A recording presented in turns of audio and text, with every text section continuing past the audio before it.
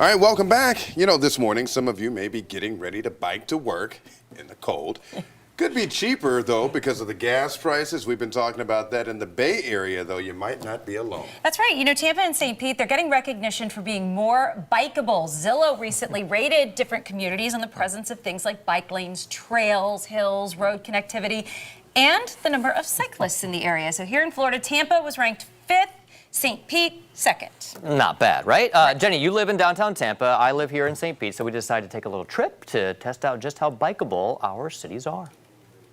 What a great assignment, right? Now, look, I live in downtown St. Petersburg and pretty much can hop on my bike whenever I want to explore the city. What about you, Jenny? Well, I live in downtown Tampa, and even though I don't own my own bike, I can just walk out my door and rent one anytime I want. I met up with Karen Kress. She's the Director of Transportation and Planning for Tampa's Downtown Partnership. I am an avid cyclist, and one of my goals is to get people to think of their bicycle as a mode of transportation. She mapped out a route around downtown to show me why it's such a great way to get around. And she explained why downtown is one of the safer areas to bike. First, people should be driving slower. One of the main reasons is our drivers are expecting to see a lot of activity. They're expecting to see pedestrians, they're expecting to see cyclists, so they're maybe not on autopilot like they are in some other areas of town. And the city has put in more barrier-protected bike lanes. I mean, most people are not going to feel comfortable riding their bike unless there's some kind of physical barrier between them and the moving traffic. So we have several of those in our downtown now. Now let's go across the bay to Grant in downtown St. Pete. While I do get out for an occasional ride, I caught up with a couple of guys that regularly bike the streets of St. Pete and are on the board of directors for the St. Petersburg Bicycle Club. Peter Ray, who has been riding for probably 60 years.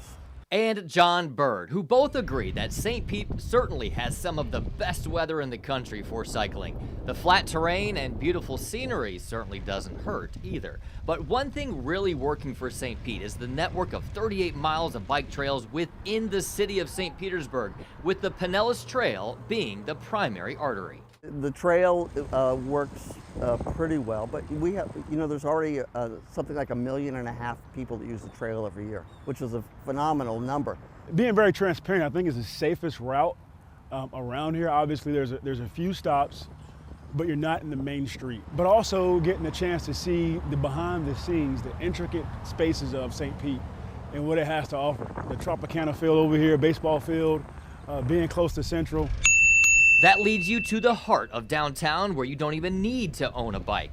Currently, the greater downtown area has over 30 coast rental hubs offering 300 pedal bikes and 100 electric assist bikes to help almost anyone get out and explore St. Pete. We have a great waterfront that can be shown off. I mean, I think anything that gets people out and exercising and walking is not only good for them, but it also is good for the environment. And both cities, they're continuing to work to make it even more bike friendly, because they know it just brings more people there. Not only is it good for the people who live there to have less cars, but it's fun if you're just going to visit. You can rent one of those bikes and you can just get around from one place to the other. But we do want to look at, I think both cities agree there are definitely places for improvement. Yeah, there's old parts of these cities that really has a lot of infrastructure that needs to be brought up to the current needs. Exactly. So they kind of have to retrofit some things, and they're doing a lot of that in Tampa. Tampa was way behind St. Pete for a while, but they're starting to catch up. You see the city differently when you're riding on a bike or you're taking a run. You know what, though? Aside from all the sights and sounds, it's the green bucket on the front of the bike for me. That Lime bike, I got to tell you, it's the electric bike. Yeah. It was so much fun. Yeah. And you can really control it. It's nothing like a scooter. I know some people don't love the scooters because they you can really control it. It doesn't go too fast. It was a lot of fun. I loved it.